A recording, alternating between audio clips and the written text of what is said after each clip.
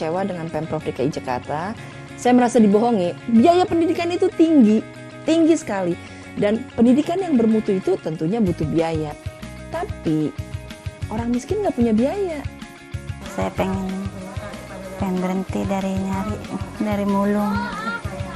Pengen biar anak sukses, saya juga pengen istirahat gitu dari jadi pemulung.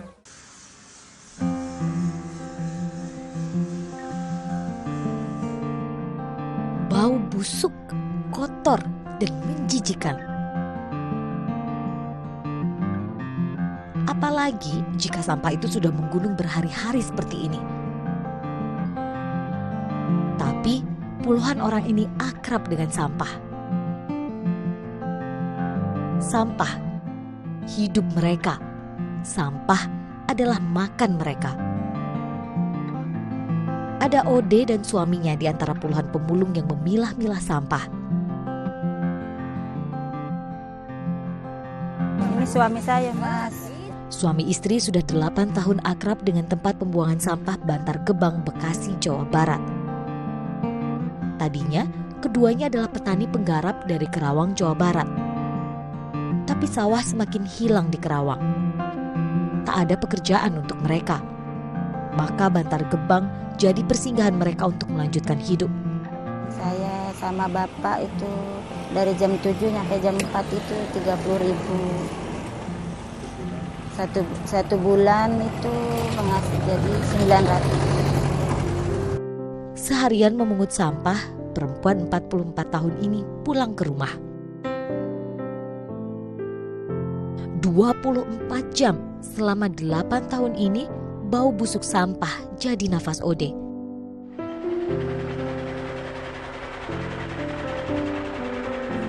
Sampah jadi tempat tinggal ibu 3 anak ini. Gubuk-gubuk dari tumpukan sampah berdiri tak jauh dari TPA Bantar Gebang ini dan menjadi permukiman ratusan pemulung. Termasuk Ibu Ode.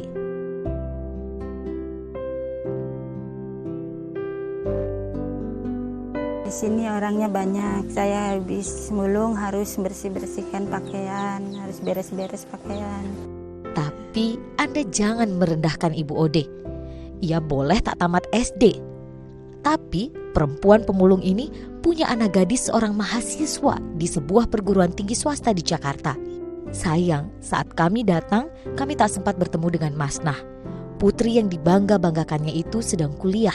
Ini foto yang mau ke Malaysia. Ini anak saya yang mau ke Malaysia. Ke Malaysia karena dia buat studi banding. Anak yang kedua, Masnah. Di Malaysia dia dapat studi bandingnya, langsung turun beasiswa dari Pak Jamiran. Pak Jamiran memilih Masnah itu karena dia, tapi anak pemulung punya semangat gitu. Malahan kuliahnya disuruh di Malaysia, tapi nggak mau Masnah. Tak hanya Masnah yang ingin ia kenalkan dan banggakan, Bu Ode juga memamerkan piala juara sepak bola anak bungsunya, Kosasih. Ini piala anak saya, dia juara SSB. Di gubuk sempit ini Bu Ode juga tinggal bersama 2 cucu, menantu, dan 2 anak angkatnya. Dari tahun 2005 saya di sini. Ada anak yatim 2 orang. Ada saya, bapak, ada anak-anak saya, dan nama cucu-cucu saya di sini. Ini tempat tidur saya dari 10 orang. Bu Ode sadar betul bahwa pendidikanlah yang bisa merubah nasib keluarganya. Ia tak ingin anak-anaknya hidup miskin terus-menerus sebagai pemulung. Saya pengen berhenti dari mulung. Pengen biar anak sukses, saya juga pengen istirahat gitu dari jadi pemulung.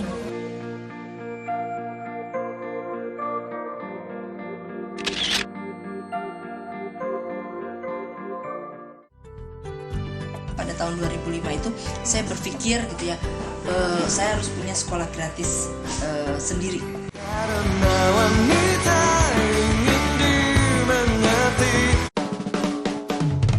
Yakin udah jadi yang paling tahu tentang segala hal tentang sejarah? Papan tulis yang putih warnanya tuh suka dipakai bu guru gitu. Nah kalau misal dapur. Saya nggak ngapain mau digebuk sama bapak. Pastikan kamu yang jadi paling update dan bisa jawab semua pertanyaan yang diberikan dalam Tertangkap Kamera. Hanya di KTV.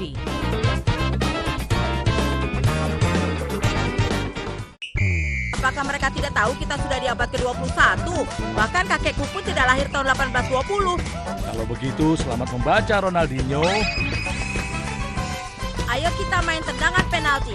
Gawangnya berbentuk bundar dan wasitnya terbang. Terbang? Aku tidak bisa membayangkannya. Ronaldinho, Senin sampai Jumat di jam berikut. Hanya di KTV.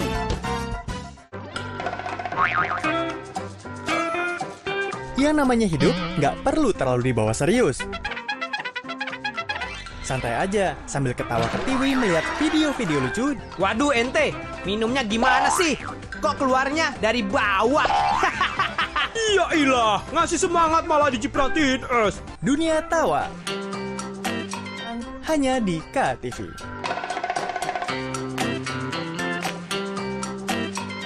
Halo teman-teman. Bona, kita main yuk. Yuk saksikan Bona and Friends. Bona, Ula, dan Kakak, maukah kalian membantuku? Sini ku bantu, Tita. Bona mengulurkan belalainya meraih kunci di ranting pohon yang tinggi. Bona and Friends, kartun yang lucu dan seru. Tayang di jam berikut ini ya, pastinya hanya di KTV. Saya, Budiman Tanurjo, menyambut Anda dalam sebuah forum berkualitas, mencermati Indonesia dengan bijak dari kacamata kebangsaan. Kita dapat menemukan banyak pemikiran konstruktif, kritis, dan taktis yang mampu menyelesaikan problem negeri ini. Satu meja The Forum live di Kompas TV. Saya sebagai relawan tidak boleh mengeluh capek. Saya ambil berhanya aja. Masih saya dikasih umur panjang, saya masih tetap jadi tagana. Gali esensi fenomena. Marwah paling mendasar itu integritas sebetulnya. Karena kalau aturannya semua sudah diatur. Ya ini akan jadi bom waktu kalau isu stunting tidak diatasi dan tidak dicegah. Temukan jawaban atas teka-teki peristiwa. Berkas Kompas. Setiap Selasa pukul 11 malam di Kompas TV.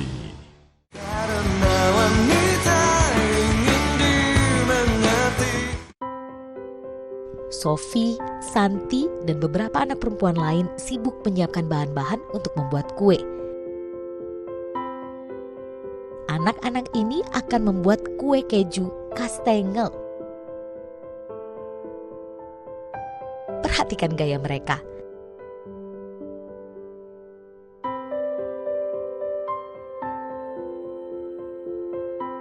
Anak-anak ini sudah terlihat mahir ya.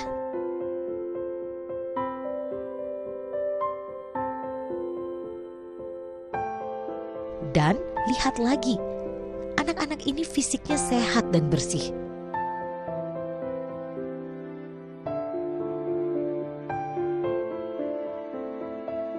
Mereka tadinya hidup dan besar di jalan. Sebagian besar adalah anak-anak pemulung atau anak pembantu rumah tangga.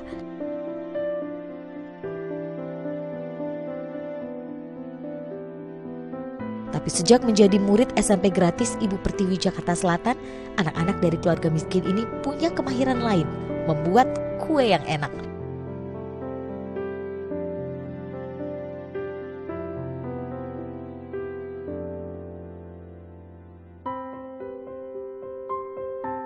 Saya tahu sekolah ini dari majikan ibu saya. Tadinya kan saya lulus SD, tadinya pengen ke sekolah karena nggak ada biaya, tapi majikan ibu saya bilang ke saya katanya tuh ada sekolah gratis di sini. Ya udah saya masuk aja ke sini. Inilah kelebihan SMP gratis Ibu Pertiwi yang rasanya memang sulit ditemukan di sekolah lain. Anak-anak kelas 7 atau kelas 1 SMP ini selain belajar akademik juga diberi pelajaran keterampilan. Sebenarnya saya kelas 9, tapi karena tidak naik kelas, saya jadi kelas 8. Tapi saya tidak naik kelas, saya mendapatkan prestasi di bidang make up dan batik. Di bidang make up dan batik, saya jadi murid yang paling pintar. Saya sangat senang karena semua fasilitas di sini gratis, dan di sini itu berbeda dari sekolah lain. Kalau di sekolah lain itu muridnya itu banyak, dan kalau di sini itu sedikit. Jadi satu kelas itu bisa fokus. Tidak sekedar bisa memasak kue, anak-anak yang akan beranjak remaja ini juga menjual langsung hasil masakan mereka. Sofi dan Santi hari ini berkeliling kompleks menjual puding coklat. Di sini diajarkan memasak, dan di sini tuh semua tersedia, jadi kita tinggal masak, dan hasil masaknya untuk anak-anak. Tujuan utama tentu saja ke rumah pelanggan tetap. Semangkuk puding dijual dengan harga Rp5.000. Tapi tak semua pelanggannya hari ini mau membeli puding.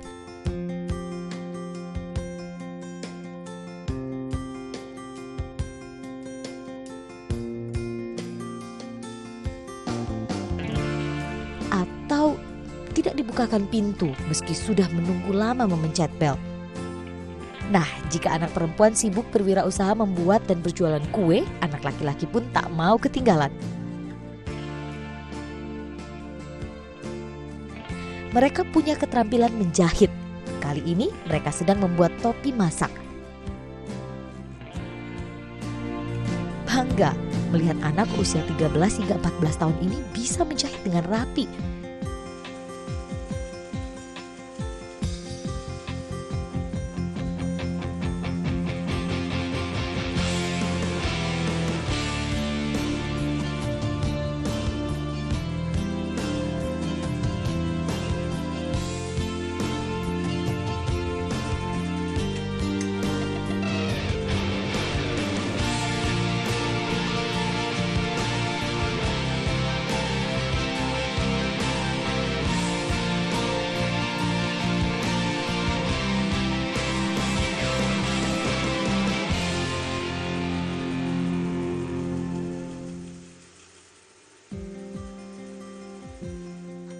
Atau sebagian anak laki-laki lain membuat kerajinan dari bahan daur ulang botol minuman ringan.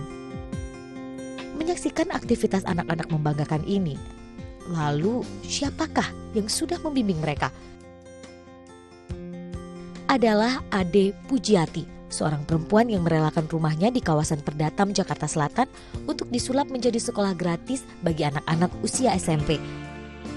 Sejak tahun 2007, ia membangun sekolah gratis yang dinamainya SMP Gratis Ibu Pertiwi. Dan disebut sekolah gratis, benar-benar 100% gratis. Tidak sepeser pun uang ditarik dari anak-anak didiknya. Selama 2 tahun, saya belajar sendiri bagaimana mendirikan sekolah gratis. Saya tanya-tanya tentang peraturan sekolah di Amerika, saya tanya-tanya tentang peraturan sekolah di Jepang, berikut dengan budayanya. Terus waktu itu kan saya guru piano, murid-murid saya banyak yang sekolah di sekolah internasional, murid piano. Saya tanya bagaimana peraturan dan sebagainya. Lalu akhirnya saya akomodasi aja, dimodifikasi dan sebagainya. Terus saya buat, alhamdulillah tahun 2007 saya diizinkan oleh Allah membuat sekolah gratis. Misi kita adalah pendampingan orang miskin. Nah, jadi setiap anak miskin yang mau berjuang, kita akan bantu sampai kuliah, gitu, plus uang saku loh.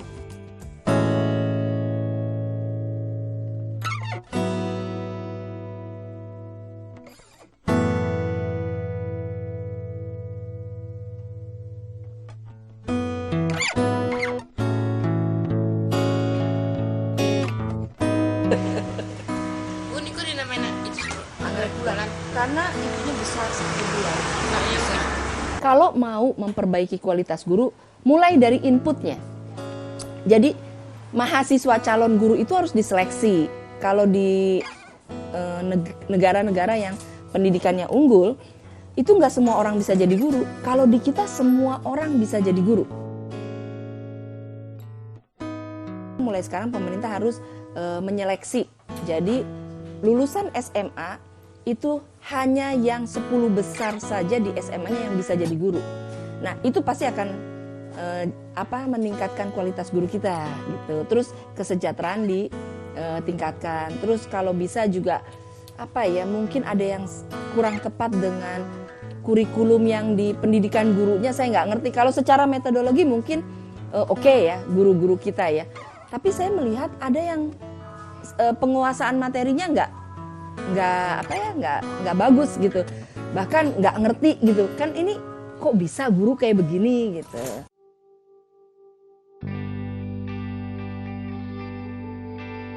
Saya sangat kecewa dengan Pemprov DKI Jakarta.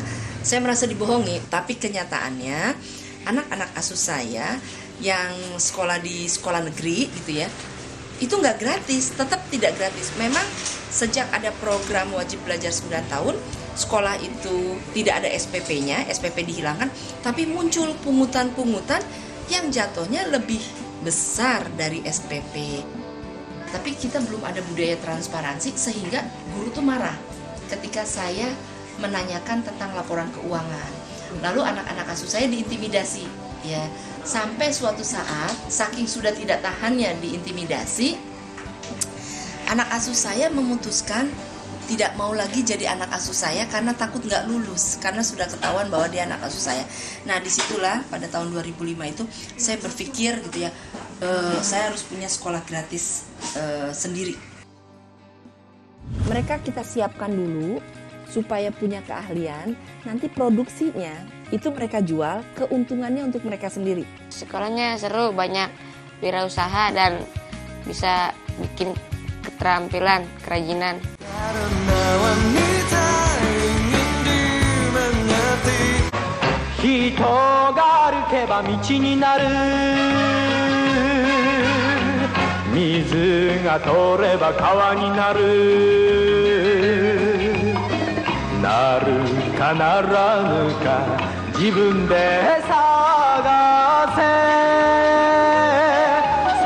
Judo Boy. Di jam berikut hanya di KTV. Mau makan enak tapi nggak tahu resepnya? Sajikan menu donat karakter yang menyeramkan agar makin seru yuk. Cara membuat takoyaki bisa dibilang gampang-gampang susah ya, Sister Lovers. Semakin kecil api, semakin lama memanggangnya. Makin tebal kulit yang didapat. Atau butuh tips and trik seputar dapur? Ikuti tips cara menyimpan sayuran hijau supaya tahan lama dan tetap segar. Tenang, kita kasih referensinya di Sajian Sedap. Hanya di KTV. 一つ人より力持ち二つふるさと後にして花の外で腕試し三つ未来の大物大ちゃんあっちょれ人気 Inekape Taiso di jam berikut hanya di KTV.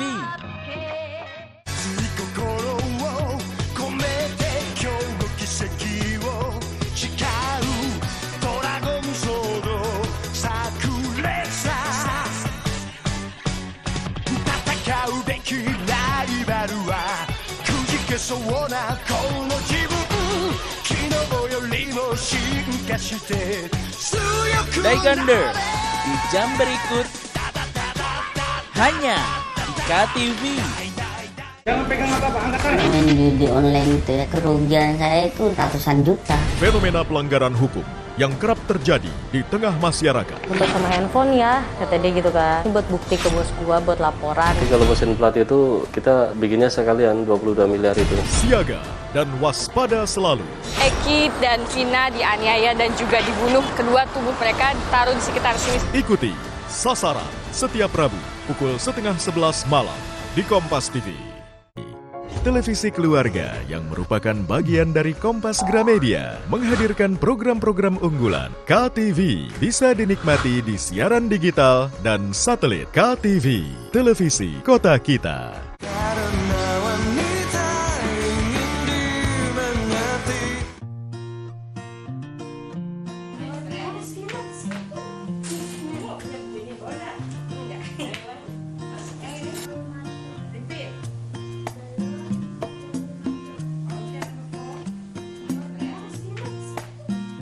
Keterampilan sudah punya, keahlian wirausaha juga sudah punya.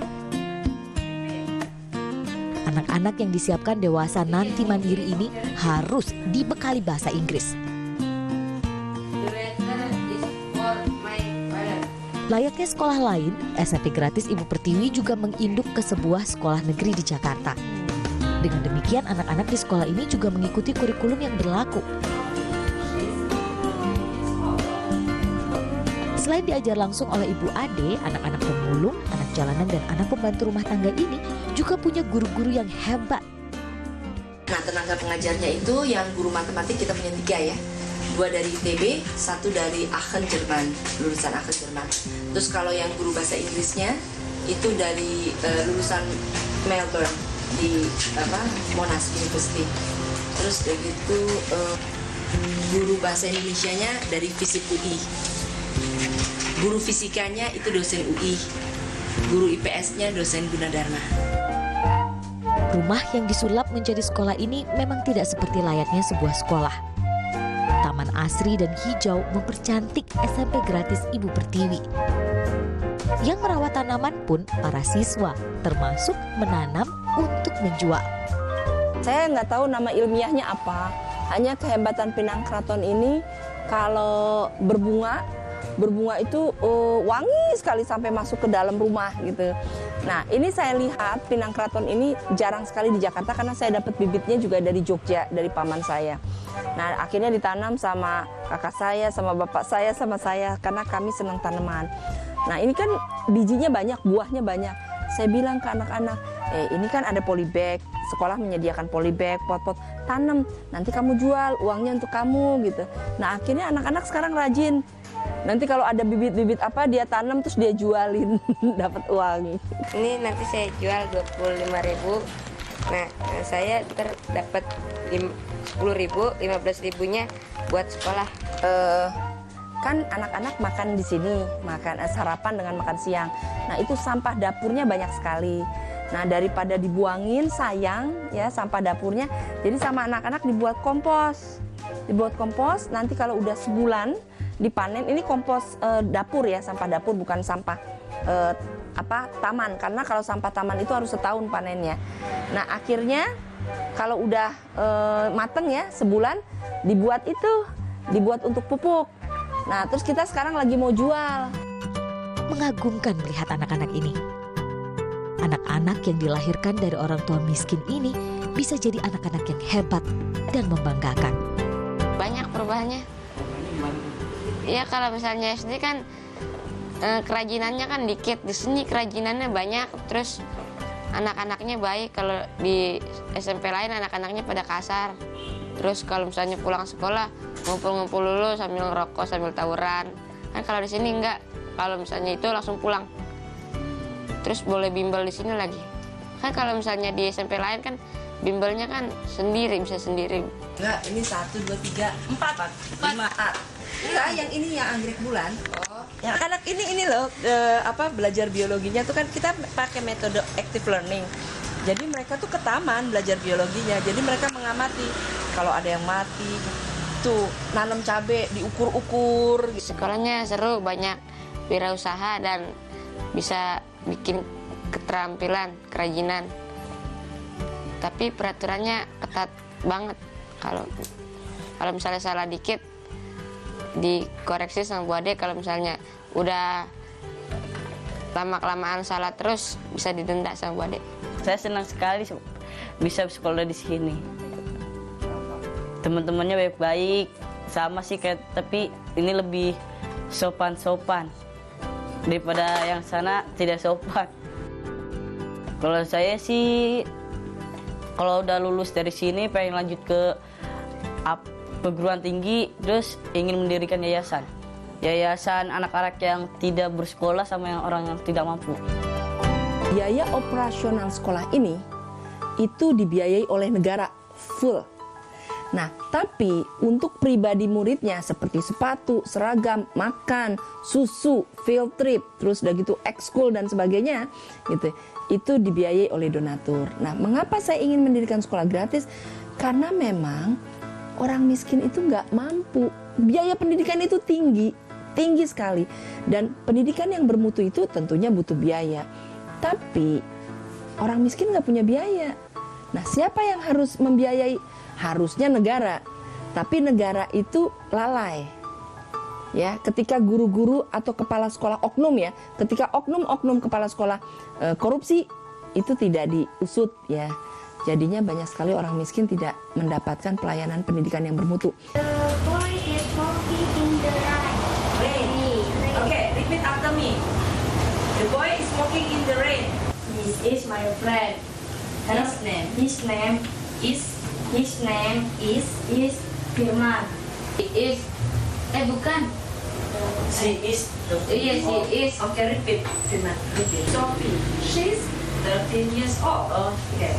Mereka kita siapkan dulu supaya punya keahlian, nanti produksinya itu mereka jual, keuntungannya untuk mereka sendiri. Ya. Nah, modalnya dari mana? Dari negara, karena negara itu memberikan uang BOS, BOP, Block Grant. Nah, jadi keterampilan-keterampilan semua bahan alat itu dibiayai negara. Lalu kita produksi. Nah, hasil produksinya itu seharusnya jadi unit usaha sekolah. Tapi karena saya memang arahnya bukan membentuk unit usaha sekolah, jadi keuntungan bersih itu masuk ke tabungan anak-anak. Nah, ketika anak-anak sudah punya tabungan banyak, nah sedikit demi sedikit itu fasilitas gratisnya kita kurangi, tapi jadi subsidi. Seperti begini, tadinya makan gratis. Sekarang tidak, makan pagi bayar, subsidi harga 2.000. Nah, makan siang yang satu porsinya 7.000, 8.000, mereka bayar 3.000. Nah, susu, kita pakai susu yang kartonan begini, itu kalau di luar harganya 3.500. Nah, anak-anak karena sudah bisa punya pendapatan sendiri, bayarnya cuma 1.000.